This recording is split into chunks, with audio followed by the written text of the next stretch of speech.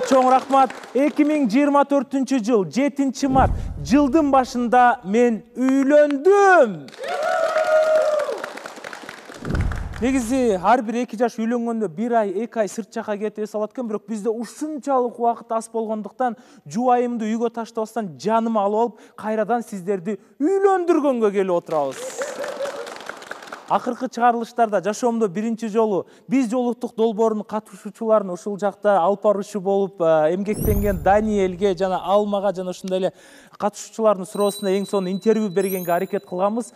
Ошондон кийинки биздин катышуучулардын ортосундагы мамиле дагы да кандай сакталып турат экенин биз бүгүнкү чыгарылышта сиздерге бардыгын түшүндүрүп бергенге аракет кылабыз. Андыктан экранга жакын келип, түрдүрбөй кунт коюп угуп беришиңиздерди суранабыз. Анткени биз жолуктук долбоору сүйүү толкунунда толкуп жаткан убагы. Убакытты созбостон дароо баштайлыбы анда?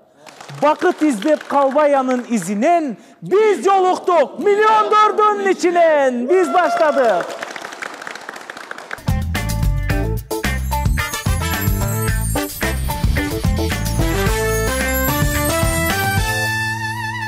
Ушул жерден орун алып, дароо эле ыраазычылыкты биз жолуктук долбоорунун демөөрчүсү Кут курулуш компаниясына ыраазычылык билдиребиз. Анткени бул жакта катышуучуларда куттан үй алабыз дегендер абдан көп. Профессионалдуу тартылган видеону көрүп койсоңуздар болот.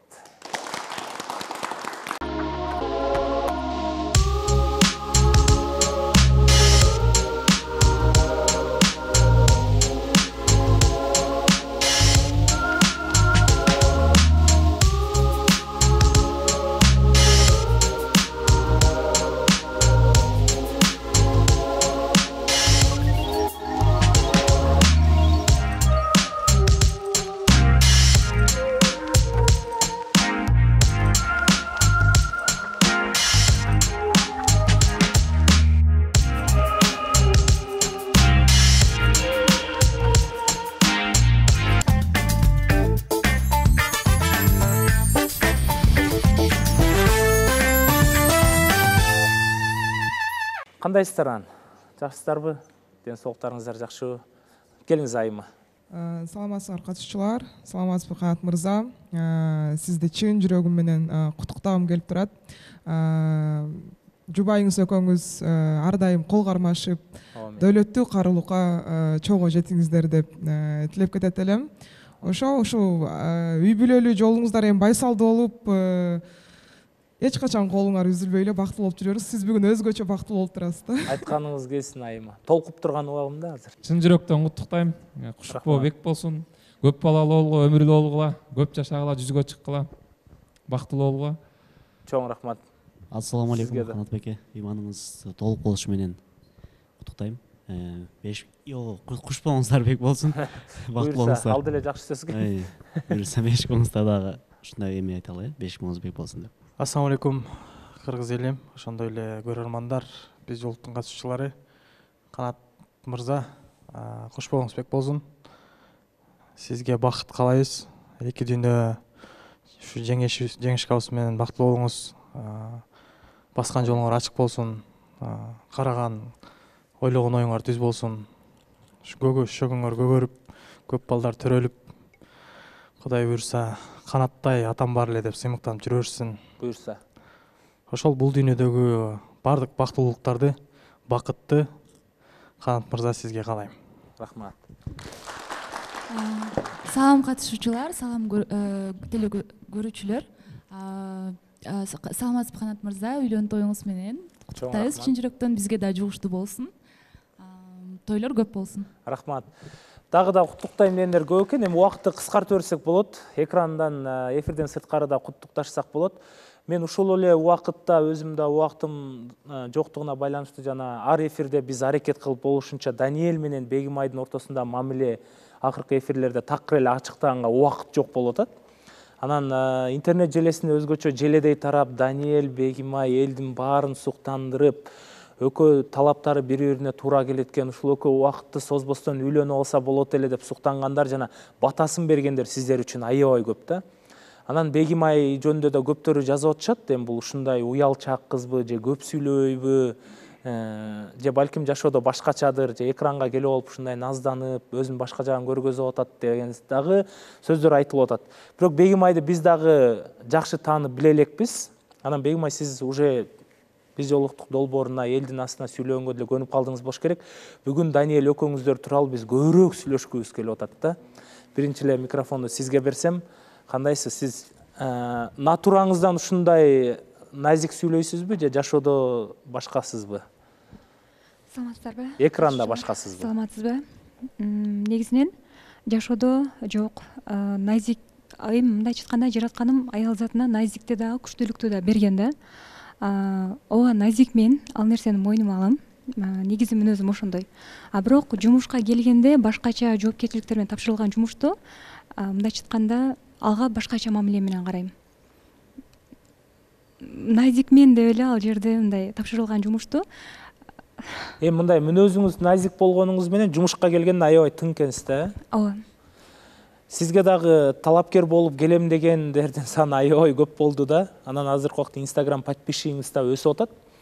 Анан ошол жактан деле балким сулуу балдар жазып атса керек, мындай сизде ой келген жокпу? Балким Даниэль менен тааныштык токтотуп, талапкер күтөт окшойм деген.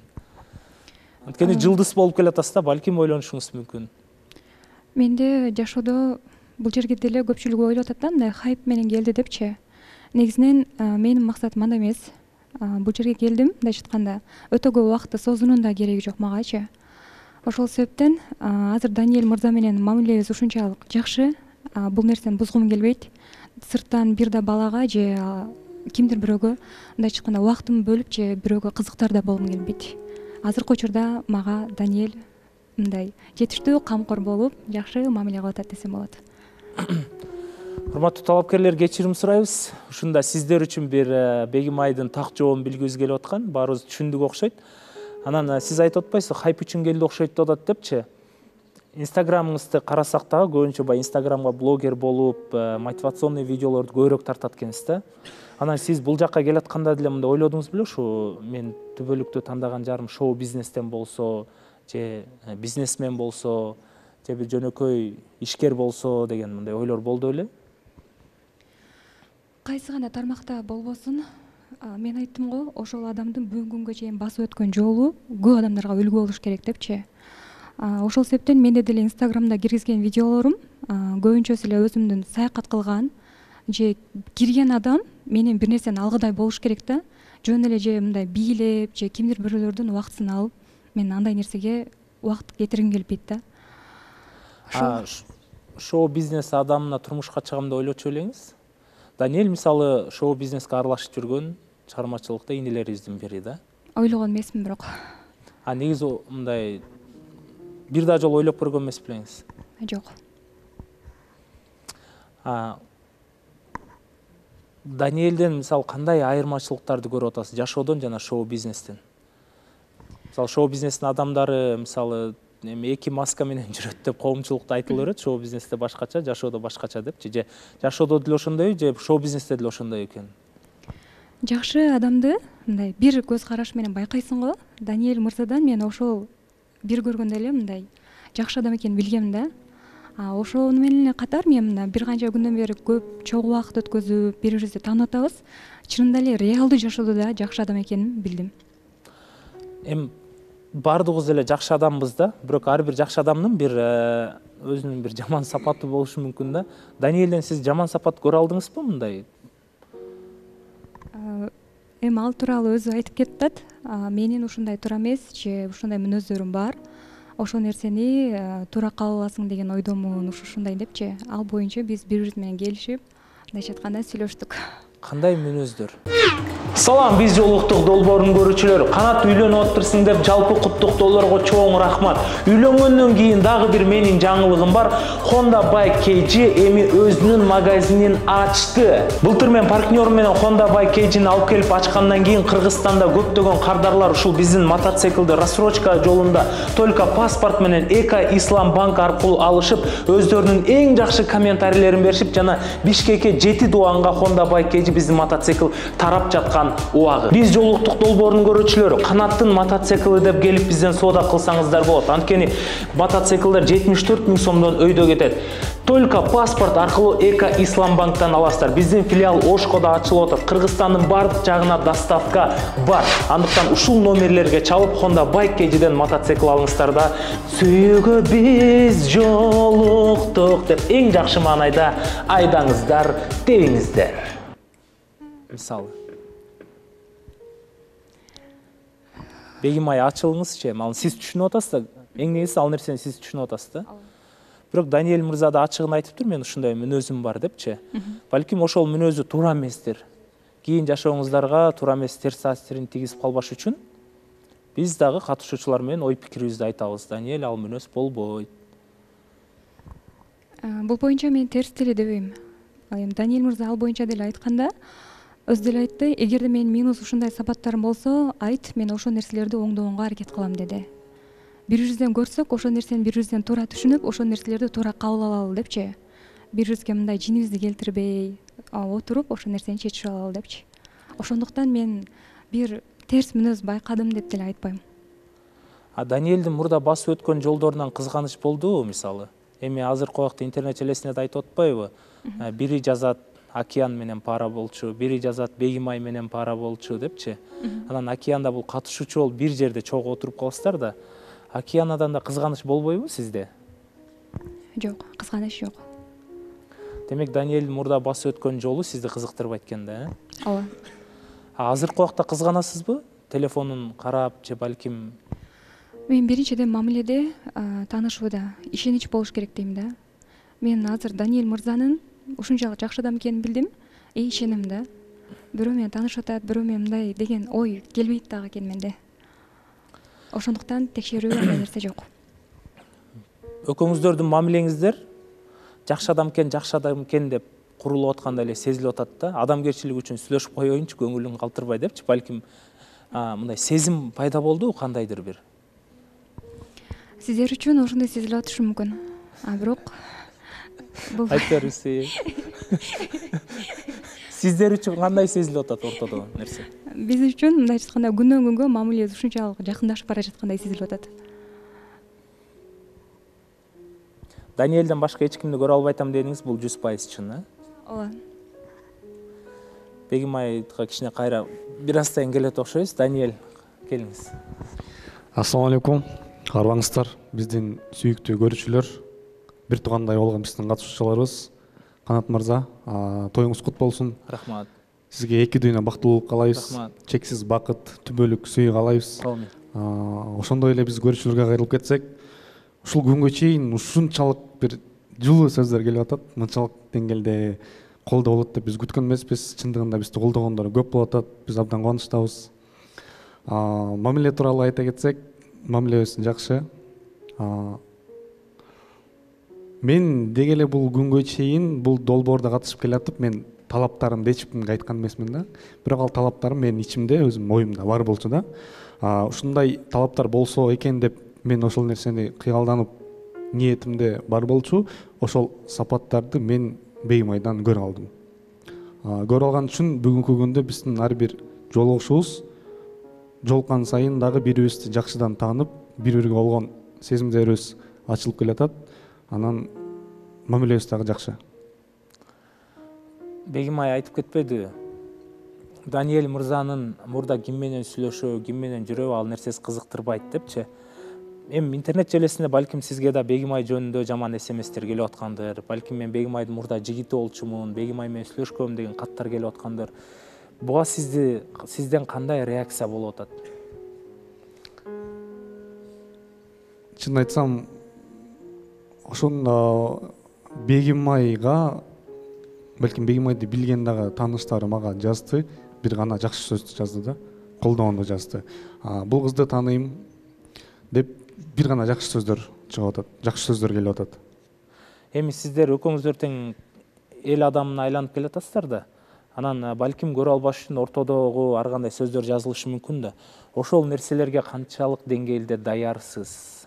Мен Бегимай кастингке катышканда, Бегимайды көргөмүн, өзүн алып жүргөнүнчү. Бирок ошол жерден ушунчалык мен колдоп Бегимайды туура түшүнгөм. Бегимай ошол жерден бир аз сүр пайда болгондо, себеп дегенде бул студияда чоңдогон команда бар, бетке свет деп атат, ошол жерден Бегимайда сүр болгондо, бирок мен негедир ошол жерден көп нерсени байкап, жакшы жактан кабыл алдым да. Мүнөзүн, деги эле өзүнүн алып жүргөнүн, кандай үй бүлөдөн чыккан, кандай тарбия алган, алдыңкы эле бир 3-4 сөз айтканда ошол нерселерди мен байкадым да Бегимайданчы. Бегимай менен мындай назикмин деп атпайбы, мындай да айымга тиешелүү сапаттар, бул назиктигим бар, бирок мен жашоодо аябай тыңмын деп атат да. Байкадыңызбы Бегимайдын чын эле тыңдыгын? Көп жакка жетишет экен. Бизде бул жакта эфир болуп атса, же эфир ортосунда тындыгуулар болуп атса, телефон аркылуу дагы көп жумуштарды бүтүрөт экен, жоопкерчиликтүү экен. Негизи эле жумушу азыр Ош шаарында болуп атпайбы? Ошко барып келип катышып атат да. Бул деле мен чоң эрдик деп ойлойм да. Тем более аял кишиге да. Өзү жалгыз Оштон бери Бишкекке келип кадам таштап, ушул эфирге катышып, ар бир эфирди калтырбай активный болуп атат. Болгондо дагы бул жакта өзүнүн жашоого болгон күрөшүү мамилесин аракет жасап атат, кошумча дагы өзүнүн жумушун дагы алып кетип атат. Ошол жакшы сапаттарды дагы байкадым. Сагынуу сезим болуп атабы сизде? Ооба. Кантип сагынып атасыз? СМС күтүп атасызбы же биринчи жазсыңыз келип атат, эртең менен туруп эле кутман таң деп жазсыңыз келип атат же? Эми менин дагы өзүмдүн жумуштар менен телефон кармаганга жетишпей калган, Бегимайда дагы ошондой болот. Болгондо экөөбүз бири-бирибизди туура жактан кабыл алып атабыз. Эми бул сагынуу убакыт тауып сүйлөшүп, сагынычты дагы жазып атабыз телефон мененчи, сүйлөшүп. Сагынуу да өзүнүн орду менен болуп атабы, Ооба. Негизи сагынуу ички дүйнөдөн чыгат го, жан дүйнөдөн. Кээде өзүң башкара албай каласың, жумуштарыңды таштап деле ошол сагынган адамың менен көбүрөөк сүйлөшкүң келет да. Же сиздер пландоп сагынып атасыздарбы? Өтө көп мындай сагынуу ал нерсеге дагы жете элекпиз го дейм биз. Азыр эми сезимдерибиз ачылып келатат. Бегимай 1 ай, 2 ай Ошко кете турган болсо жумуштары менен, сиз ошондо чыныгы сагынуу болот го дейм, Ооба, анда сиз кандай кадамдар жасайсыз? Сиз да Ошко барасызбы же Бишкекте эле мен сени сагындым деп эле жүрө бересизби? Эртең менен кетет Ошко. Саат 9-да рейси бар. Албетте узатабыз. Ошко келиңиз деп атат. Ошту көргөзүп майдаманты жейбиз деп атат. Буйруса балким убакыт тауып аракет кылып барганга дагы аракет кылабыз Ошкочу. Бегимайдан өзгөчө мындай кандай сапаттарды көрө алдыңыз сизге жаккан? Мисалы сиз айтып атпайсыз, мен мурда талаптарымды койгон эмес элем, бирок азыр мен талаптарымды Бегимайга акырындап айтып атам дегендей айттыңыз, Сиздин талабыңызга канчалык деңгээлде даяр экен Бегимай? Бегимайды мен жан дүйнөмө кабыл алган бир өзгөчө сапаттары, жүрөгүмдөн орун алган сапаттары бул жакшы үй бүлөдөн чыккан, тарбиясы, кайсыл жактан бул бизге өтө маанилүү. Деги эле бүгүнкү күнгө чейин кылып келаткан жумуштары, өзүнүн мүнөздөрү, мүнөзү жумшак экен. Ушунчалык аракетчил, чынчыл, мен кыла албайм, колумдан келбейт деген нерсе жок экен да. Дагы бир мага жаккан жери, мен айта кетчү элем мурдагы. Мен өзүм жашоомдо жаңы ачылыштарга даярмын депчи. Көп нерселерди ачып, көп нерсеге мен кызыгам да. Бул сапаттын баары дагы Бегимайдын өзүнө да бар экен. Көп нерсеге кызыгуу да, экөөбүздөн окшоштуктар дагы көп болуп атат. Бегимайды кызганып атасызбы?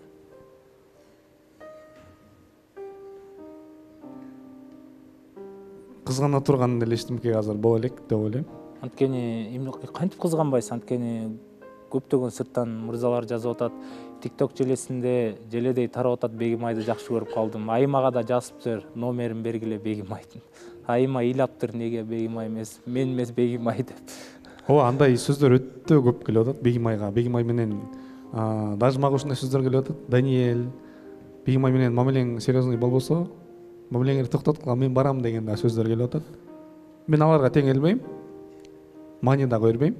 Ал кийин дагы болот, буга чейин деле болуп келген андай сөздөрчү ар бир адамга тиет. Бирок бул жерде мага маанилүү Бегимайдын мага болгон мамилеси да, взаимность. Ушул нерсени мен Бегимайдан көрө алдым. Бул нерсени мен жылуу кабыл алган үчүн Бегимайга болгон ишеничим жакшы. Сиз менен биз өз алдынча сүйлөшүп калганда дайыма айтасыз, кыз кишинин апасын көрүп алыш керек, анан ата тегине караш керек депчи. Ушул убакка чейин сиз Бегимайдын ата тегин кошуналарынан, балким туугандарынан сураштырып көрдүңүзбү?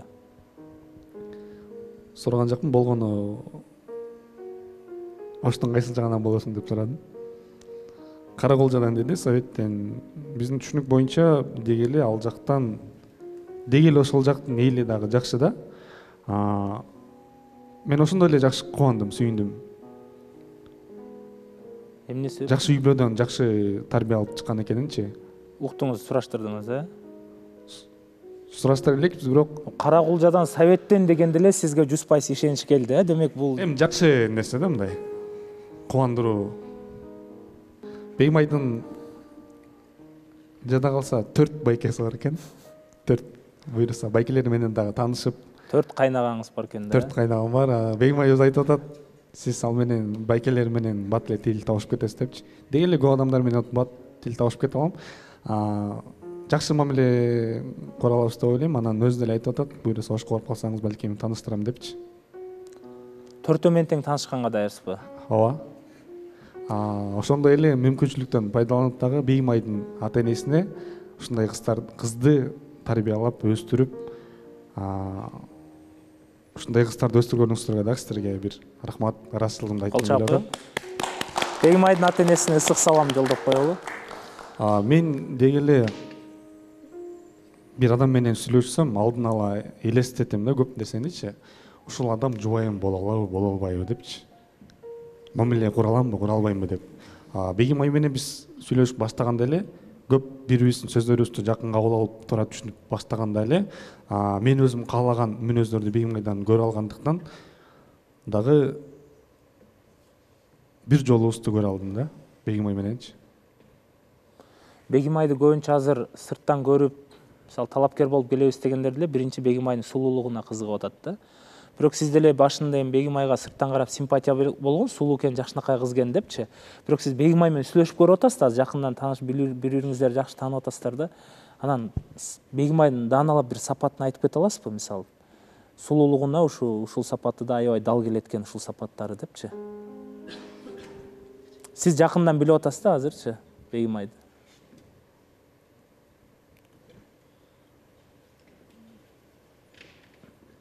Эң эле мындай жакшы сапаты, билбейм, бизде ош тарапта ушул нерсеге маани берет. Мен деле ушундай болсо деп каалачумун. Мага жылуу тийген нерсе бул Бегимай мага сиз деп кайрылат. Ушул нерсе мага абдан жагат. Балким өзүнө билинбеши мүмкүн, бирок мага биртип эле бул нерсе жылуу кылат да, жылуу тиет. Бегимай, сизге суроо бергим келип атат. Башында Даниэль менен чай ичкенге барып келесиз десе 1 жаш айырым болуп калат экен деп аттыңыз эле. Анан азыркы убакта биз уже Даниэль жүрөгүңүздү багындырып алгандай эле сезип атабыз да. Сырттан талапкер киргизели да тамашалап койсок да эч кимдин кереги жок деп аябай өкөр, эч кимди жолоткуңар келбей атат да. Даниэль мисалы айтып атпайбы, сиз деген жагып атат депчи, ошондо сиз өзүңүздөн 1 жаш кичүү Даниэль сиз деп атасыз. Туурабы? Бул жөн эле сиз урмат сый менен сиз деп атасызбы, же Даниэль чындап ошо 30 жаштагыдай, 35 жаштагыдай ойлонуп, чындап деңгээли баягы кругозор бийик болгон үчүн сиз деп атасызбы? Айтып кеткен эки оюңузга тең кошулам. Урмат сый дагы бар, бирок Даниэльдин ойлонуу аң сезими дагы өйдө тургандыктан ошо экөөнү бириктирип, анан сиз деп айтып жатасыз азыркы убакта. Ооба. Жана дагы айтып кете турган нерсе, жана айтып кетти го. Даниэль мырзаны мен бул эфирге келгенге чейин ушул мырза деп мындай жакшылап караштырып көргөн да эмесмин да, жакындан билген да эмесмин. Себеби дегенде биринчиден океан менен мамилеси болгонун да билчүмүн. Экинчиден жаш кураган билгендиктен чынында маани берип караган эмесмин да. Бирок баягы мен биринчи күнкү эфирден кийин Инстаграмдан жазгандан кийин Инстаграмына кирип көрдүм да. Эмнелерди киргизет, жашоодо кандай адам, ошондой эле ушул адамдын ким экендигин ошол Инстаграмдагы сүрөттөрү, видеолору мага айтты да. Ошондон билдим. Инстаграм алдамчы да билесиз да. Инстаграмда адам баласы биз укмуш идеальный болуп жашап коебуз да, бирок жашоодо бөлөкпүз да. Ошо Инстаграмда жашоосу менен жашоосу окшош эле бекен? Ооба, Сүйлөгөн окшош, сөздөрү, окшош. ой жүгүртүүсү. Баарысы окшош бирдей. Даниэль мырзанын биринчи албетте биринчи мырза сураштырыш керек негизи, кыз кайсыл жерден болот, кандай деп. Даниэль мырзанын да кайсыл жактан болот, мындай түндүк тараптан болобу, түштүк тараптан болобу, ушул жөнүндө сизде мындай башында суроо болду эле? Түштүк тараптан болсо экен же түндүктөн болсо экен дегендей. Айткандай эле ата энем түштүк тараптан болсо деп үйдөгүлөр дагы бул нерсени каалаган. Анан эми ата энемдин оюна деле ооба алардыга дагы жакыныраак болсо, макул түштүк тараптан болсо жакшы болот эле деген ой болгон. Даниэлди үйүңүздөгүлөр билдиби? Билди да эми көрүштү. Эмне деп айтып жатышат Даниэль жөнүндө? Даниэль мырзаны эми бул биринчи эфирден баштап эле көрүп келатат да үйдөгүлөр делечи. Сүйлөгөн сөздөрүн, өзүн алып жүргөнүн. Ошол себептен үйдөгүлөргө деле жакты. Кызым ушун менен эле сүйлөшүп атабы? Ооба. Даниэль да ар дайым айтат да, мен ушул жака келгенден бери эле үйлөнөм деп жүрөм. Сиз дагы айткансыз, мен турмушка чыкканга даярмын депчи. Эми турмуш сапарын аттанып аткандан кийин аябай ойлоно турган нерсе да. 2 айдан кийин сиздер үйлөнгөнгө даяр болот белеңиздер? 2 айдан кийин Даниэль мырза колуңузду сураса, турмушка чыкканга даярсызбы? Даяр болом.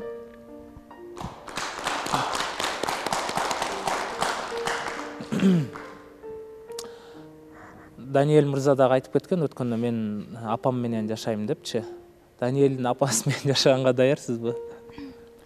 Ооба. Даниэлден көп акча тапканга даярсызбы? Мен өзүм эмес, Даниэлдин көбүрөөк акча тапканына көбүрөөк колдоо көрсөтөм. Көбүрөөк бата бергенге даярсыз, э? Ооба. Биздин катышуучулардан дагы суроо узаталы. Со стороны мындай карап, мен мурун негизи Даниэлди ойлой берчимин да, бир аз кичине мындай хайпка жакынбы, балким шоу бизнеске жакын болгондуктан депчи. Бирок акыркы күндөрү мен байкап баштадым, Даниэль чын эле өтө мындай серьезный көз караш менен карайт экен. Азыр мага Бегим айга кылып аткан мамилелерин байкап атам, сүйлөгөн сөздөрүн байкап атам. Чын эле өзүн мындай татыктуу алып жүргөн мырза экен, мен ошону байкадым. Анан эми көз тийбесин, чын эле аябай сонун көрүнгөн парасыңар, алдыга койгон максатыңар дагы өкмөрдүккө топ келишип атат. Анан мен баягы угуп калдым эле, Бегим ай сен 19 мартта төрөлгөн экенсиң, э? Мен дагы 19 мартта, анан кичине бир характерлерибиз окшошуп кетет экен. Ооба, эми со стороны экөөбүз эки башка чабыз.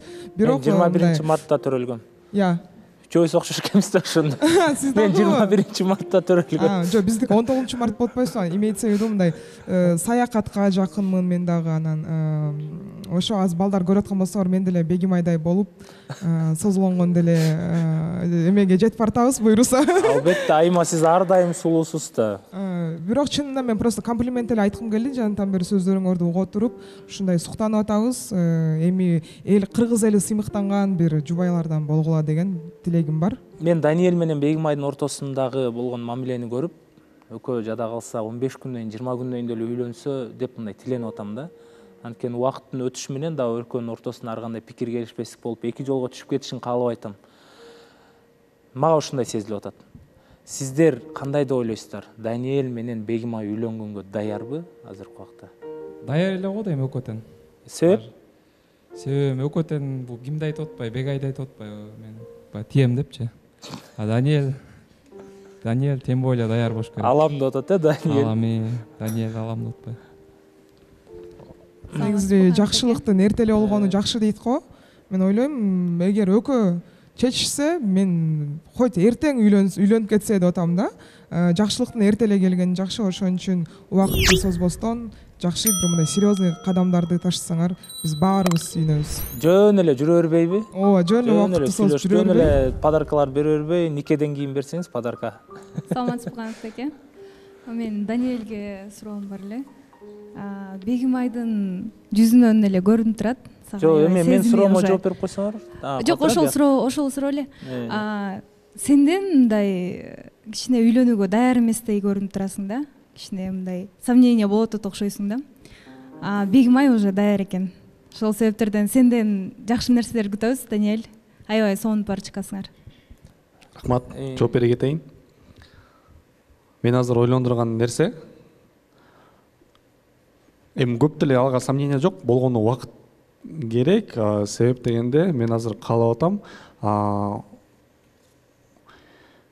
менин ата-энем ниет кылат да ушундай кыз Даниэлге жолукса экен деп. Бейимайдын ата-энеси ниет кылып дуа кылат, биздин кызыбызга ушундай бала жолукса экен деп. Мен ойлондурган нерсе, Бейимайдын ата-энеси каалап аткандай мен ошол жерди көрө албады деп, ошол нерсени мен кээ бирде ойлонуп кетем да. Андан кийинки эле нерсе уже биздин ата-энелерибиз чечет. Албетте ата-энелерибиз чечимдер чыгарса, уже мен үйлөнүүгө даярмын. Даниэль мырза, эч кандай ата-эне биринчи чечимди чыгарбайт. То есть переговорда мындай жолугушуу. Кыз менен бала чечет. Мен сүйлөшүп айтып атам. Кыз барып апасына айтат, бала барып мен айтат. Мен мисалы майдын 15 үйлөнөм, даярдангыла дейт. Майдын 10 барып куда түшөбүз, даярдангыла дейт. Жанар ошону сурап атат, сиз ошентип чечим чыгарганга даярсызбы же сиз мындай дана так жооп берсеңиз? Мен даярмын. Мен Талгат байке мага ушул суроону берген. Деги эле мен ичимде өзүмдүн оюм, ниетим бар. Мен ошондой эле айткам, 3 айдан 6 айга чейин депчи. Канат байкеге деле айткам, мен даже айын айткам. Ушул айда мен ниет кылып атам депчи. Бирок ал нерсе Кудайым буйрса келет, келгенде ошол нерсеге баарыңыздар күбө болосуздар деп ойлойм да. Ооба. Анан мен да каалайт элем. Ата-энесине албетте жакканыңыз ушул да, Бегимайга айтмакты, ал бала менен сүйлөшүп эле койчу депчи. Эми калган нерсе жагыш, үйлөнгөндөн кийин кызмат кылып жага аласыз деп ойлойм да. Уже чечилди ата-энеңиздер тараптан. Бегимай жактыбы сиздин үй бүлөңүзгө? Үй бүлөмө жакты, ооба. Апам сүйүндү. Анда бул нерсени сиз чечесиз жана Бегимай чечет.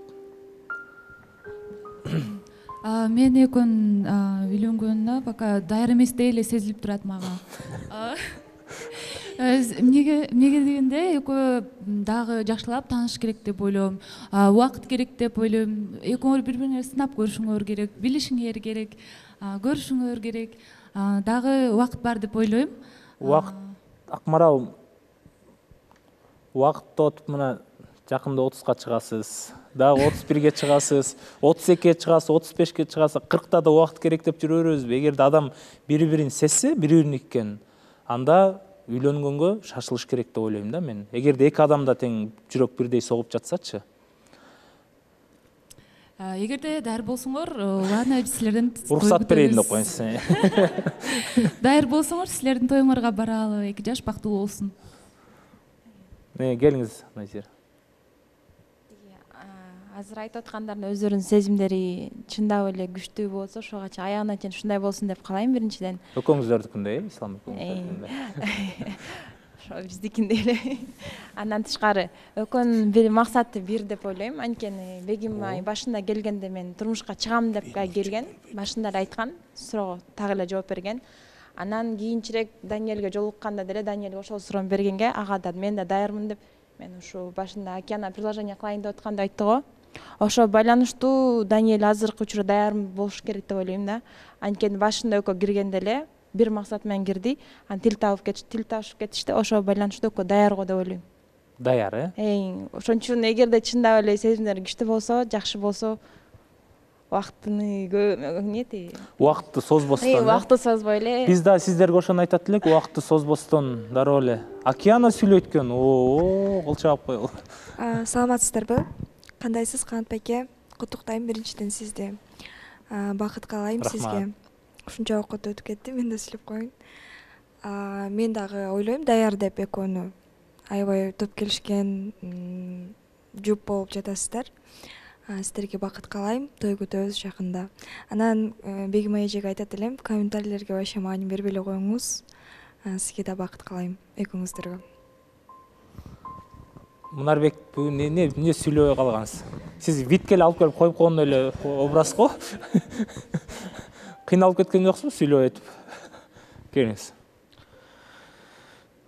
Даниэль менен Бегимайга өз негизи бир убакыт келет экен, ушундай бир адамды жакшы көрүп, сүйлөшүп, аябай мындай бири-бириңе кызыгып аткан маалда мындай үйлөнүп алыш керек экен да. Анан убакыт өтө берсе, кызыгы тарай баштайт. Кызыгы тарап, бул жактан душман, ортодон душман келип, анан бир болбогон бир майда чүйдө проблемалар ортого кирип бири бириңди жаман көрүп кетет экенсиң да. Ошон үчүн азыр экөөңдүкү мындай сүйлөшкөнгөргө караганда экөөңөр азыр бири бириңерди ушундай кызыгуучулук менен жакшы көрүп, бири бириңердин минусуңарды көрбөй, только жакшылыктарды жана плюсуңарды көрүп аткан убагыңар.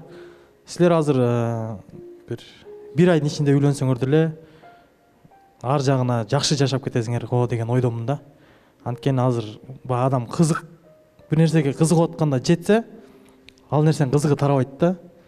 А кызыгы тарайын деп калганда жетип алсаң, уже анын кызыгы кетип калат да тез элечи. Ошон үчүн экөөңөргө бакыт каалайм.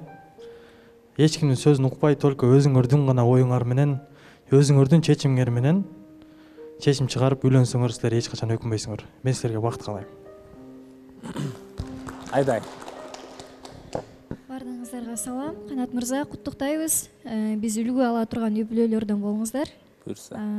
Даниэль мырза менен Бегим айы жөнүндө айта кетсем, азыр экөөнүн айтуусу боюнча экөө бири-бирине таптакыр эле мындай кемчилик жактарын көргөзбөй сүйлөшүп атышыптыр да. Даниэль өзүнүн кемчиликтерин көргөзбөйт Бегим айга, Бегим ай өзүнүн кемчиликтерин көргөзбөйт Даниэльге. Экөөнүн айтуусу боюнча прям отношениялары идеально болоттур да, мындайча айтканда. Эч кандай кемчилик жок, эч кандай минус жок. Экөө бири-бирин аябай жакшы көрүп эле, күндөн күнгө экөө бири-бирин жакшы көрүп эле аябай уланып атыптыр да мамилелери. Анан менде мындай ой кетип атат да, мисалы эки адамда тең характер бар да. Анан макул экөө ушундай жакшы мамиледе болуп, аз убакыт ичинде үйлөнүштү. Анан үйлөнгөндөн кийин мисалы Даниэлдин же болбосо Бегим айдын экөө бири-биринкин көтөрө албай кала тургандай мисалы кыялдары же болбосо бир жоруктары бар болуп калса кандай болот деген ой кетип атат да менде. Даниэль жооп бересизби, Бегим ай? Жакшы, суроону түшүндүм. Экөөбүздүн ортобузда азыр сүйүү жаралып атат да. Үйлөнгөндөн кийин дагы сүйүү көбөйөт, андан кийин деле сүйүү алдыга карай күчөп кете берет. Албетте идеальный адам жок. Идеальный адам жок. Мен Бегим айга айткам, менин минус жактарым бар. Сен азыр менин жакшы эле жактарымды көрүп атасың, бирок ар бир адамда минус жактары бар. Менин дагы өзүмдө характерлерим бар. Ал нерсени күндөн күнгө байкап баштайсың дегем. Бирок биз экөөбүз жаралганбыз, себептегинде бири-бирибиздин минус жактарыбызды толуктаганга деп мен айткам. Андай нерсе болсо дагы биз отуруп ошол нерсени чечели дегем. Мен эч ким менен урушкум келбейт, мен урушканды каалабайм, уруш ызычуудан алысмын да. Бул нерсени мен айта электе деле Бегим ай ушул нерсени өзү каалап жүрүптүр көрсө. Бул нерсени деле биз уже ойлонуп, бул нерсени дагы сүйлөшкөнбүз. Экөөңөрдүкү баары эле идеально болот турганда эртең деле үйлөнсөңөр нормально. Бегим ай, сиз кандай деп жооп бересиз буга? Бул боюнча мындай да, бир адамга сен толугу менен идеалдуу көрүнөсүң. Бир адамдын көзүнө аябай гана көп кемчилик менен көрүнөсүң да. Мисалы, мен раса жашоодо жакшы көргөн адамдарым, идеалдуу деген адамдарым бир адамдарга идеалдуу эмес да, кемчиликтер көрүнө берет, андай мындай депчи. Мен ал адамдарга айтам, ал адам андай эмес депчи. Себеби мен ал адамды кемчилиги жок, мен үчүн ал адам идеалдуу көрүнөт. Мен ойлойм, бул адамды билгенден депчи. Кээ бир адамдар бар, чындап эле кемчиликти издеп эле, миң жакшы болсо да кемчилик көрө берген адамдар бар. Демек, Даниэль сиз үчүн ар дайым идеалдуу экен да? Даниэль мырзанын мындайча башкаларга башкаларга кемчилик деген сапаттары дагы мен үчүн ал плюска айланат да. Саламатсыздарбы? Кошумчалап кетсем болобу? Айдалдын сөзүнө толук кошулам. Анткени здоровый отношениянын бир эрежелери болот экен. Биринчи влюбленность. Азыр мен азыркы учур силердики влюбленность деп ойлойм да. Анткени үчөө биринчи влюбленность, анан кийин конфликт, анан кийин принятие болот экен да. Мен ойлойм, бир аз болсо да убакыт бериш керек. Анткени вот Айдайга толук кошулам. Ошол конфликттен кийин, принятиеден кийин уже здоровый отношение болуп кетет дейм да. Мүмкүн азыр алар шашылып эле үйлөнүш болса, конфликтте бири-бирин принятие болбой калса, анан ажырашуу болушу мүмкүн да. Ооба, жакшынын эртерээк болгону жакшы, бирок бир аз болсо да убакыт болуш керек. Ошо стадияларды өтүп, анан үйлөнгөн туурараак го деп ойлойм да. Бул менин жеке оюм. Жакшы. Түшүндүм. Бирок ошол экинчи стадияны эле биз азыр өтүп атабыз да. Себеп дегенде экөөбүздүн ортобузда аралык болуп атат. Бегим ай Ошто, мен Бишкекте да. Күндүн экөөбүз жолугуп аткан жокпуз. Ошто болуп калат, мен Бишкекте болуп калам. Телефон менен чалышып, сүйлөшүп атабыз. Андай нерселер болсо дагы ошол нерсени биз чечип келе атабыз. Буюрса ошолорду бири-бириңердин кемчилигиңерди кабыл алып, плюсуңарды да минусуңарды да кабыл алып ошо 3-стадияны өтүп үйлөнгөнүңөргө тилектешпиз. Рахмат. Ооба, бирок ар бир үй бүлөдө деле ар кандай үй бүлөлөр болот. Кээ бир адамдар башында эле урушуп башташат. Үйлөнгөндөн кийин деле урушуп чечишет.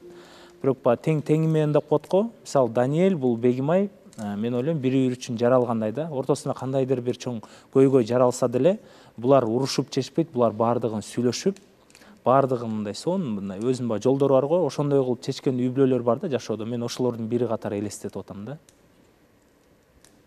Канатбек эми мен кыздарга айтып кетким келип атат. Кыздар эми биз дагы бүгүнтөн баштап давайте балдар менен сиз деп сүйлөшөлү. Просто мен жаңы эле угуп алып аябай эметип калдым. Өзүнөн кичүү болсо да сиз деп аткан бул дагы аябай чоң бир уважение, буга да дух керек.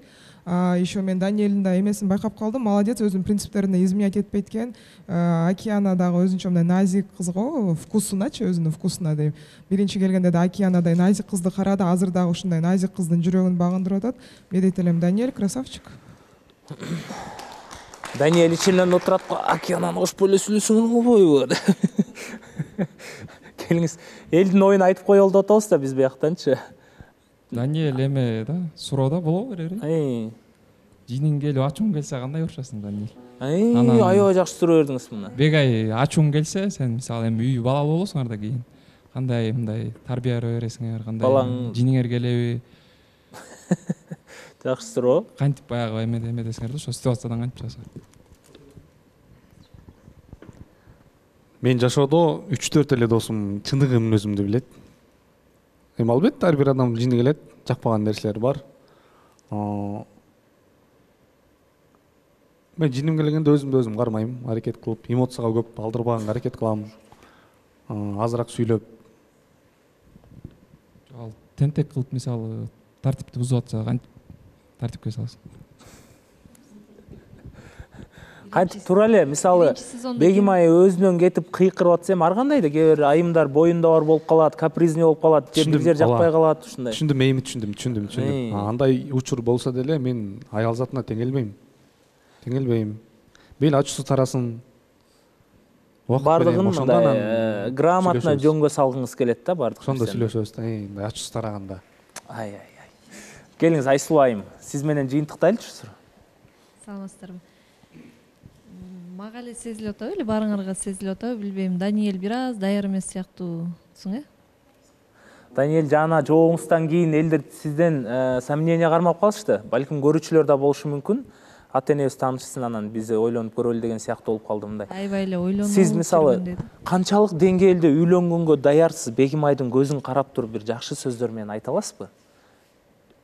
Эгерде чындап сезимиңиз болсо. Мен сизге дагы айткам. Мага айтпай эле коесуз, Бегимай. Жок, негиз айтып атам. Мага эле айтып бересиз. Мен ата-энеме айткам, сизге айткам. Ооба. Бегимайга айткам да. Ошол ниетим бар болгон үчүн мен ушул 2-сезонго келдим. Ооба, ниетиңизди билдик. Кадам таштап. Анан Бегимайга айткам, Бегимай, менин ниетим ушундай, орозо айынан кийин деп мен айткам. Анан мага жооп ушундай келди. Ушул жерден экөөбүздүн даже ниетибиз туш келип калыптыр, дал келип деп. Көрсө ушул убакыттарда деле Бегимайдын кайсыл бир убакта ойлору бар экен. Ошол убакта ошол үйдөн өзүм кыз утуп алып чыксамбы деген. Анан мен азыркы жообум орозо айынан кийин. Эми сиз өзүңүз романтик баласыз го. Орозо айынан кийин деп точка коюп койбой улантпайсызбы мисалы? Эмне кылгыңыз келип атат орозо айынан кийин? Бата алгыңыз келип атабы? Бул боюнча биз сүйлөштүк да Даниэль мырза мененчи. Сүйлөшкөнбүз, ошондо деле мен айткам. Тоюм ошо Рамазан айынан кийин болсо экен депчи. Даниэль мырза деле азыр ушул нерсени айткысы келген да, биз алдын ала бул боюнча сүйлөшүп тема козгогонбуз. Ооба, биз билип атабыз тема козгогонуңуздарды. Просто Даниэльге уккубуз келип атат да, биз орозо айынан кийин эмне болгон атат ошондо Даниэль? Эмне кандай пландар болуп атат? Ошону мисалы көрүүчүлөр көрүп атат, миңдеген көрүүчүлөр. Баарыбызга кызык болуп атат да. Эми азыр сезимдерибиз жаралып, таанышууларыбыз деле жакшы болуп атат. Убакыт келет, ал нерсеге сен дагы, мен дагы даярмын. Кудайым буйруса, жакшы максат менен, жакшы ниет менен орозо айынан кийин экөөбүздүн тоюбузду болгонун каалайм. Ислам менен Назир экинчи орунда калып калдыңыздар. Мүмкүн рахмат барыңыздарга, жылуу сөздөрүңүзгө рахмат. Чынын айтсам, ушул күнгө чейин бул сезимдер мага болгон эмес. Өтө жоопкерчиликтүү болуп атат. Бирок мен айткан нерсенин баары чын жүрөгүмдөн чыгып атат. Мүмкүнчүлүктөн пайдаланып, Бегимай бул нерсени көрө элек, бирок кыскача өзүмдүн видеом бар болчу. Уруксат берсеңиздер, Бегимайга көргүзө кетели. Барыңыздарга. Баарыбызга кызык. Анда урматтуу оператор мырзалар видеону коюп берсе, экранды карайсыз көрүүчүлөр. Сүйүү баяны видеосу. Орозодон кийин той. Менин бактым. Сени менен болгон кездешүүм кандай болду экен деп көп ойлоном. Көрүшөбүзбү билбейм. Бирок жүрөгүмдүн түпкүрүндө баары бир сага жолугам деген аруу тилегимди бапестеп багып келем. Билесиңби, мен жашоодогу сынактардан тажадым. Калп сөздөр, жоопсуз сезимдер, айрылуулар, ушулардан тажадым. Эгерде жашоонун мыйзамы жамандык менен жакшылыктын айкалышы болсо, анда жашоонун бардык мыйзамдары боюнча мен сага татыктуумун. Менин бактым. Сени менен болгон кездешүүм кандай болду экен деп дагы деле көп ойлоном. Жүрөгүмдүн түпкүрүндө баары бир сага жолугам деген аруу тилегимди бапестеп багып келем. Мен ишенем. Мен сага жолугам. Менин бактым.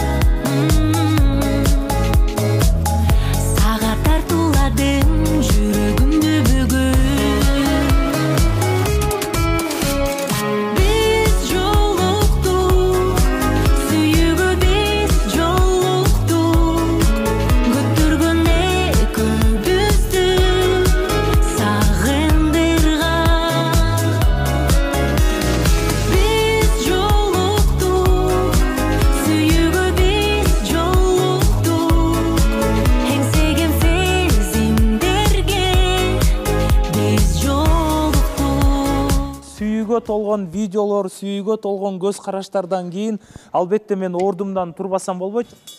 Урматтуу көрүүчүлөр, сиздер дагы билбеген биздин таланттуу катышуучулар бар. Булардын бири мен эң биринчи эле Алмадан суранып кеттим келип атат. Ушундай эки жаш бири-бирине сүйүүсүн арнап, орозодон кийин баш кошобуз деп даяр болуп жатканда сиз эмне себептен отурасыз бул жерде? Ордуңуздан туруңуз дагы. Ал эми сиз Бегимайдын колунан жеңил бийик алып, биз баардыгыбыз ордубуздан туруп, Алма бир акапелла менен жакшы жагымдуу музыкасын арнап берсе. Көрүшкөндө капиле, көркүм сезим козгогон, көңүлүмдү сен бүт эле, күлкүң алам коздогон, мурда неге көрбөгөн, сенсиз жалгыз өндөнөм, сүйүү бакыт жылуулукту, сенден табат жан дүйнө.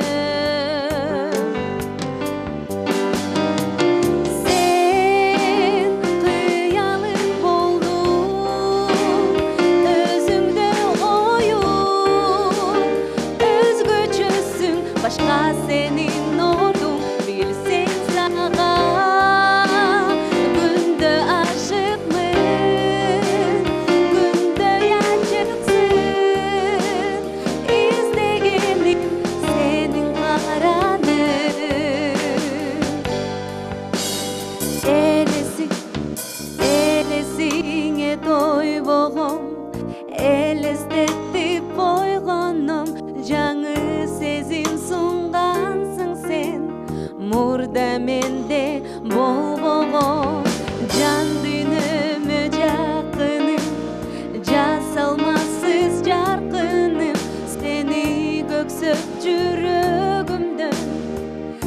seni көздөй тартылды. Sen hıyalım boldun, özüngdü oyun, özgöçösün, başka senin oldu, bilsen sağam, günde aşıkmın, günde yaşıksın, izlegenim senin karanın.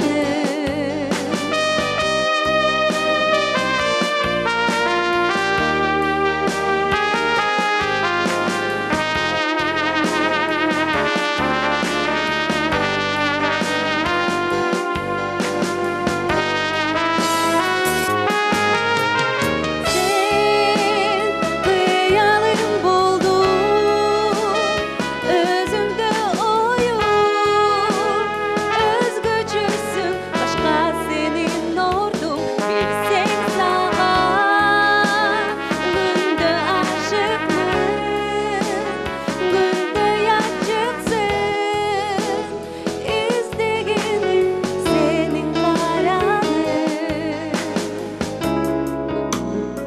Ырчы кызыбыз Алмага бир катыраак кол чабып коелу. Жана ушундай жакшы ниеттер менен Даниэль менен Бегим айда орозодон кийин той кылабыз деп көп жылдан бери ниет кылып жүрөбүз деген жакшы өздөрүнүн ниетин айтты. Сиздердин дагы ак батаңыздар менен жакшы каалоо тилектериңиздер менен орозодон кийин той болуп кетсин деп омин кылып коелу, Келиңиздер баардыгыбыз омин кылып коелу. Эфир бүтө элек, урматтуу көрүүчүлөр. Экрандан алыстабайбыз. Орындуктардан орун алып бериңиздер, келиңиздер.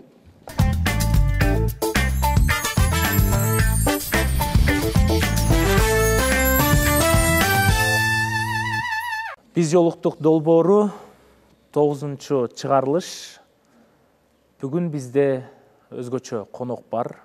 Бул конокту көрүүчүлөргө да жана сиздерге да өзгөчө сюрприз кылып коеюн.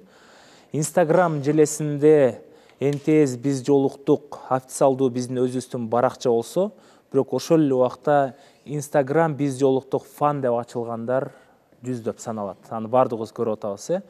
Ошол Instagram биз жолуктук фанды ачкан, эң жогорку жана өзүнүн кеңештерин туп-туура берген, ошол биз жолуктук фан страничканын администратору Нурпери Айымды кол чабуулар менен тосолу ал бул жака.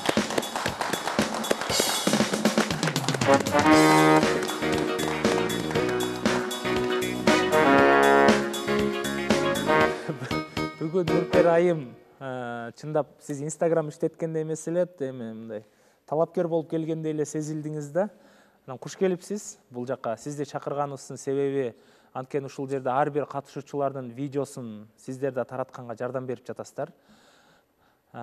Өзүңүздүн оюңузду айта кетиңиз биз жолуктук долбоору боюнча. Саламатсыздарбы? Мен биз жолуктук Instagram баракчасындагы фан аккаунттун администраторумун. Сиздердин ар бир кыймылдарыңыздарды Instagram аркылуу таратып, элдерге көрсөтүп турам. Ошол жерден ал жакта менде көптөгөн подписчиктер бар. Алардын суранычы боюнча мен биз жолуктук программасына атайын редакторго кайрылып, сиздерге келдим. Себеп эмне болду ушунда келишиңиздин себеби?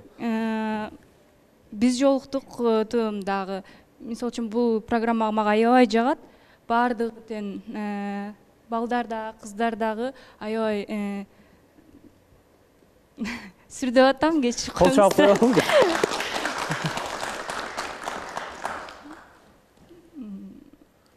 Ошолорду таркатып, андай турам. Сүрдөп атам. Катышуучуларды экинчи сезонду да көрүп калдыңыз да? Ооба. Көбүнчө кимиси жагып атат катышуучулардан, мырзалардан? Мага баары тең жагат. Кыздар дагы, балдар дагы. Сиз өзүңүз турмушка чыктыңыз беле? Жок, чыга элекмин.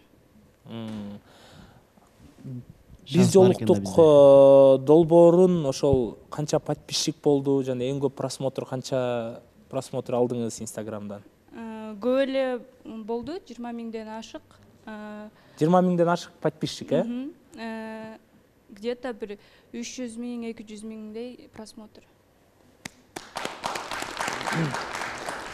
Кийинки максатыңыз эмне болот? Ошондо фан страничка ачып бизнес кылып кетиш керек болуп атабы? Жок, жөн гана кызыгуу. Бизнес кылуу эмес. Эми бул Инстаграмды ачып иштетиш да бул өзүнчө бир убакыт да чоң. Адам өзүнүн убактын арнаш керек. Анан сизге эмне түрткү болуп атат андай? Акча таппасаңыз, ал жактан эчтеке кылбасаңыз, же балким подписчик көбөйтүп туруп анан бүт өчүртүп өзүңүздүн видео сүрөттөрүңүздү киргизейин деп атасызбы? Кандайсыңар бул мен деп? Андай деле эмес.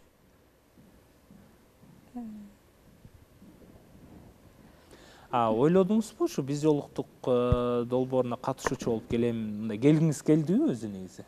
Ооба, келгим келчү. Айыма, сиз? Саламатсызбы? Атыңызды да бир жолу кайталап коесузбу? Атым Нурпери. Нурпери айым. Менде мындай суроо да. Сиз ушу фан аккаунт алып барат турбайсызбы? Көбүнчө кыздар деле монтип нежный кылып, соң кылып мындай видеолор чыгарасыңар го, монтип күлүп аткандарын, реакцияларын. Эмнеге мени ошентпейсиңер? Сизди да чыгарып койго. Мен да көбүрөөк чыгарылачы, мен да күлүп жылмайып атканмын. Куш келдиңиз. Айманкынды ошентип монтаждап коесуздарбы? Хорошо. Чыгарып жакшынакай кылып чыгарып. Эмне деп айтып кетмекчисиз биз жолуктук долбоору жөнүндө? Дагы да ийгилик. Ушул жерде бактыңыздарды табыңыздар деп айтып кетмекчимин. Фан страничкаларга капа болгондор, ыраазы болгондор барбы бизде? Арабызда. Ислам. Мен отметка алып койгулайчы. Саламатсызбы? Бизге кош келиңиз студияга. Биринчиден негизи эле ушу ойлойт элем, фан аккаунттардын көп болгону жакшыбы деп, анткени канчалык маалымат көп тараза, ошончолук кызыгуу көп болот эле да. Анан сизге да рахматыбызды айткыбыз келет. Дагы да көп фан аккаунттар көбөйө берсин. Жаман жакка эмес, жакшы жакка үлгү болсо экен деп ойлойм да мен. Рахмат, Ислам. Океан. Саламатсызбы, Нурпери айым. Аябай жакшынакай эже экенсиз. Биринчиден ушул биздин видеолорубузду таркатканга жардам берип, убактыңызды бөлүп жатканыңызга чоң рахмат. Анан фан страница болгондо атын айтып кое аласызбы? Просто аябай көп го, анан мен эми эстей албайтым да, кайсыл страница экенин. Биз жолуктук .kg. Ошентип акырындап эфир соңуна чыгып келе жаткан убагы, кызылдан көйнөк кийип Нурпери айым бүгүн ушул фан страничка иштетем деп биз жолуктук долбооруна конок болуп отурат десеңиздер, жаңылышасыздар. Анткени биз жолуктук долбоорунун 2-чи сезонунун 1-чи талапкери Нурпери айымга кол чаап коюңуздар. Дароо эле убакытты созбостон, Нурпери, сиз кимге келдиңиз? Эң кызык, 2-чи сезондо 1-чи талапкер кайсы катышуучуга келди? Мен Мунарбек мырза.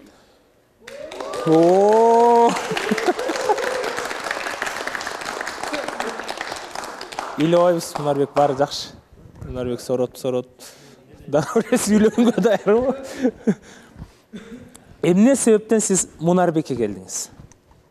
Мен көптөн бери карап жүрөм Мунарбек байкени. 1-чи сезондон бери отурган абдан жакшы мырза. Сапаты, жигиттик эмеси баардыгы жагат. Тарс сүйлөгөндөр да жагабы сизге? Мурдагы басып өткөн жолун билесиз да? Билем. Сиз мурда турмушка чыктыңыз беле? Жок. Буну укса үйүңүздөгүлөр кандай? Каршы эмес. Каршы эмес. Сиз Мунарбекке келатканыңызды айттыңыз. Баарын айткам. Мунарбектин кыялын да билесиз, Билем. Бала назданып калды го. Кыз кылыгы менен дегендей элечи. Биякты карап эле. Бүгүн Мунарбек аябай ойлоп отурганынан ошо сезип аткан окшойт да. Балким сиз Мунарбекке жазган эмес билесиз, мен келем деп. Инстаграмдан бир аз жазышканбыз. Сүрөтүңүз бар болчу Инстаграмда? Ооба. Эмне жөнүндө сөздөр болду ал жакта? Эми личный суроолорду бердим. Эмне деп бердиңиз суроолорду? Талапкериңиз барбы, жокпу деген сыяктуу. Мунарбек келиңиз деди эле ошондо. Мунарбек. микрофон сиз алыңыз. Актерлор да эле болот, сиз өзүңүз чакырып алып эле нары карагандай болот эле. Саламатсызбы? Кош келипсиз. Кызыл көйнөк кийип турсуз. Кызыл көйнөк өзү негизи кызыл цвет мага аябай жагат. Анан мен азыр таң калып атам. Экөөбүз Инстаграмдын кайсы жеринен сүйлөштүк эле депчи. Аябай көп кыздар бар болуп башыңыз айланып атабы же унутчаксызбы? Жок, көп кыздар жазат чынында. Көп кыздар жаза берет, ойноп деле жаза берет, тамашалап деле жаза берет, ошого ошол жака келиңиз деп коем же болбосо эми келем деп эле келишпейт да, келбейт деп эле ойлойм да мен. Ошон үчүн кайсы кыз экенин мен билбей атам да азыр. Ошондо Нурперинин келгенин сиз күткөн эмессиз, сизге келгенин, а? Мен чынында баягы биринчи сезондо деле күтүп эч ким келбеди го. Анан ойлогом мен Нурпери мага келбеди го депчи. Чынында эле. Кимде кандай сөз бар? Нурперинин Тынчтык мырза, дароо микрофонду ала калдыңыз го. Мен эртең менен келгенде Мунарбек мага чалганда күнүгө келет да бuyакачы. Весь настроение келчү да, настроениясы жок дейчү. Эртең менен келип атып эле күлүп жайнап сүйлөгөнүн эле байкадым да. Байке Тынчтык байке тиги арт жакта ачып коебуз беле келгенде да мындай эме болуп келди да. Анан ошондо билгем да мен талапкер келеримчи. Мунарбекечи. Сиз эмне себептен маанайыңыз жок жүрөт? Балким айтаттырсыз, жашырбаган нерсе болсо. Бүгүн бөтөнчө эме да. Ой базы отпош керек. Бүгүн эмес, негизи бир 2-3 күн болуп калды. Негизи эле мындай ушу басып өткөн жолдорду, ушуга чейин кылган жумуштарды, сүйлөгөн сөздөрдү баардыгын ойлоп туруп мен чечим чыгардым, что мага кандай адам болушум керек, кандай адамга жолугушум керек деген ушундай ойлор келди мага өзүмө. Мен если кааласам 100% жакшы адам боло алам. Если мен кааласам 100% жаман адам боло алам да. Ошого мен адамдар менен ушул жерде да көп урушуп калабыз, башка болуп калабыз, баягы мага мындай противный сөз айтканда мага жакпайт экен да ошол нерсечи. Мен азыр ошол противный сөздөрдү дагы уже көтөргөнгө даярмын да. Сын пикирлерди кабыл алганга дагы. Сын пикирлерди кабыл алганга дагы мен жөнүндө кандай сүйлөсө дагы мен ошолордун баарына унчукпай жооп бергенге даярмын азыр уже. Ошондо сиздин оюңуз боюнча мен сын пикирлерди кабыл алганды үйрөндүм.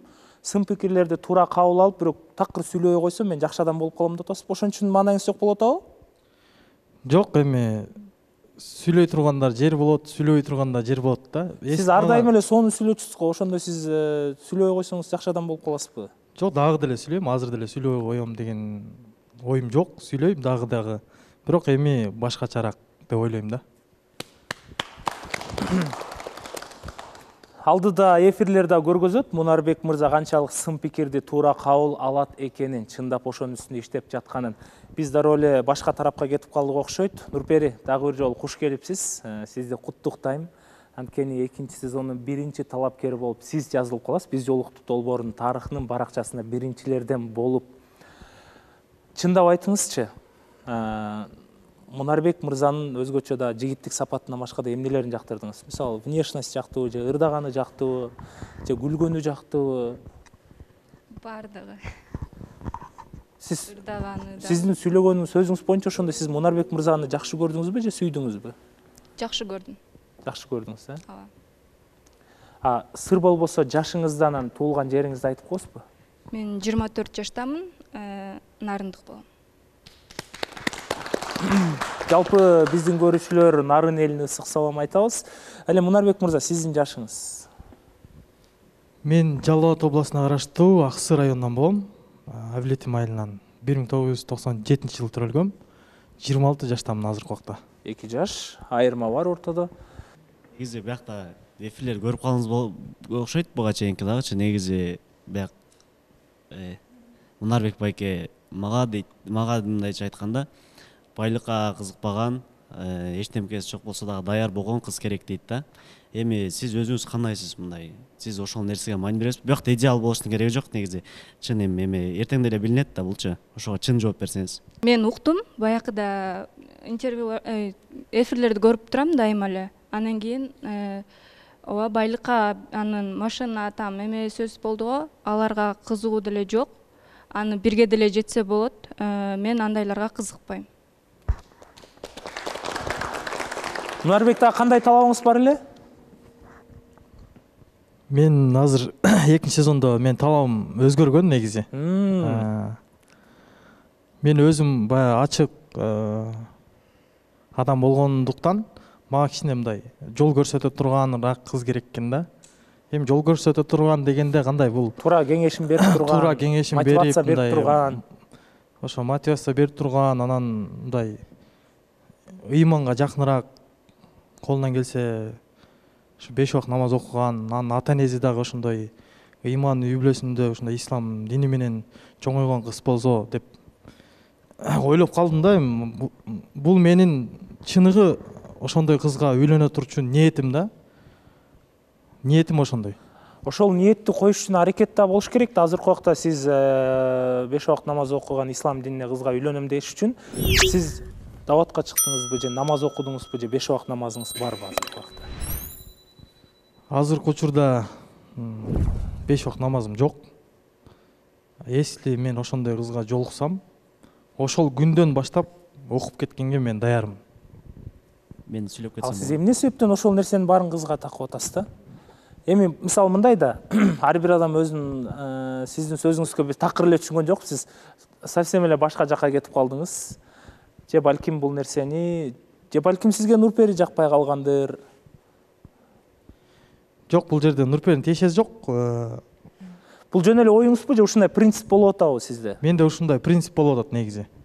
Мен ушундай кызга жолугушум керек, ушундай кызды алышым керек деген. Ошондо сиз 5 убакыт намаз окуган кызды жолуктурсаңыз, ошондо кыз үчүн 5 убакыт намаз окуйн деп атасызбы? Мындай неме ниетиңиз болгондо ошондой болот да. Негизи айтылат го, өзүң кандай болсоң, өзүң ошондой эме туура келет депчи. Ошо. Бизде негизи ислам дини козголбош керек биздин эфирлерде. Бирок Мунарбек мырзанын айтканына жараша, биз дагы ошого жараша жооп алышыбыз керек көрүүчүлөр.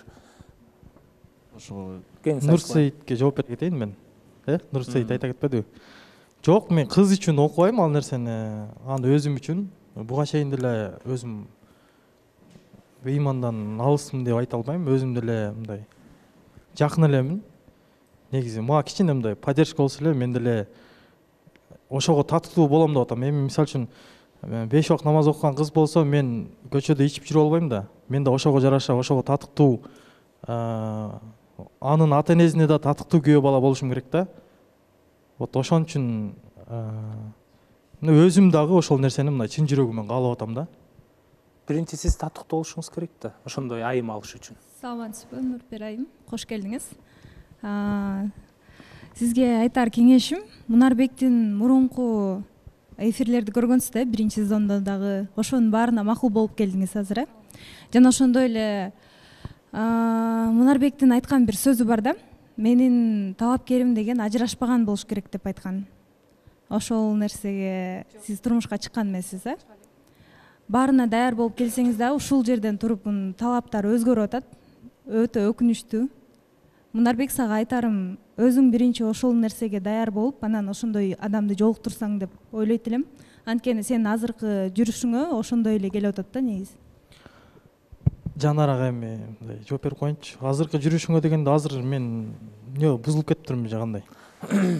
Жок, эми сиз намаз келиңиз. Бул нерсе маанилүү эмес азыр, бул нерсе макул, бул теманы жаптык. Ошондо Мунарбек кыскача сиздин оюңуз. Ошондо Нурпери сизге туура келбейт деген ойду айтып атасызбы? Ошондо мен принципиально азыр сизге биз 5 убакыт намаз окуган кыз алып келиш керек болуп атабыз. Жок, мындай болуп атат, Канат мырза. Нурпери айым ушунча аракет кылып, ушунча бул жакка келиш да кыйын эмес. Эми Нурпери айымдын келгенин мен жаман дебейм, же Нурпери айым мага туура келбейт деп да айтпайм. Нурпери айым менен мен сүйлөшүп көрүшүм керек. Ошондо гана мен бир чечимди чыгарып ушул жерде айтам да. Ошо дагы айтайын дедим эле как раз Мунарбек мырзага. Сүйлөшүп көрсүн, жакшылап сүйлөшүп көрүңүз. Анан ыйманга өзүңүз деле алып келип алсаңыз болот да. Убакыт менен акырын. Ооба, эми азыр бул жерде ушу кызга тийип кетип аткандай болуп атышат. Кызга эч кандай сөз тийгизбей эле бололу. Анткени бул кыздын кандай экенин биз эч ким билбейт. Менин кандай экенимди жакшы билесиңер, бирок кызды эч ким билбейт да. Ошон үчүн мен кыз менен өзүнчө жеке сүйлөшүп көрөйүн. Анан сиздерге ушул жерге келип айтып берем кандай экенин. Ички дүйнөсүн көрөсүз да биринчи. Негизи ошол негизи ыйман бул ички жан дүйнөдө жашайт да, көбүнчө эң негизгисичи. Анан эң негизи мен да сизден суранат элем, принципиально деген сөзүңүздү колдонбой эле койсоңуз, анткени эркек мырзага айткан кичине жарашпайт да, принципиально же ошо мен принципиально жашаш керек да. Мен жашоодо мисалы эч качан принцип колдонбойм, анткени жашоо ушундай оор, бир күнү өзү эле уруп туруп отургузуп коюшу мүмкүн да. Суроолор барбы? Айымдарды негизи өзүңөр эле тарбиялап алсаңар болот. Алдап, көңүлүн тартып дегендейчи. Главное ошо ички дүйнөсүн көрүп алсаңыз эле.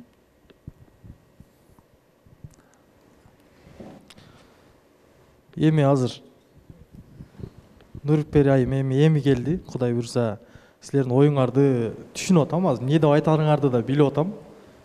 Бирок азыр мен кыз жөнүндө да эч кандай маалыматым жок, билбейм, сүйлөшүп да көргөн жокмун. Ошон үчүн мен силерге жолугуп көрүп, андан кийин бүт баарын так айтып берсем кандай дейсиңер?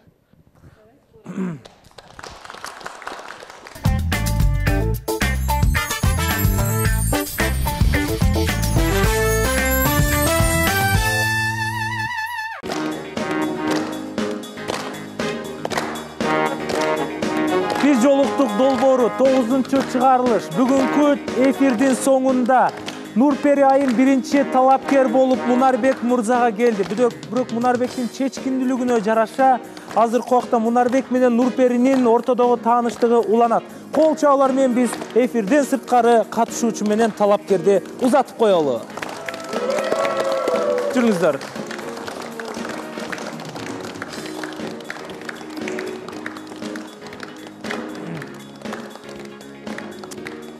Бүгүн 7 март, ал эми жигиттер эртең.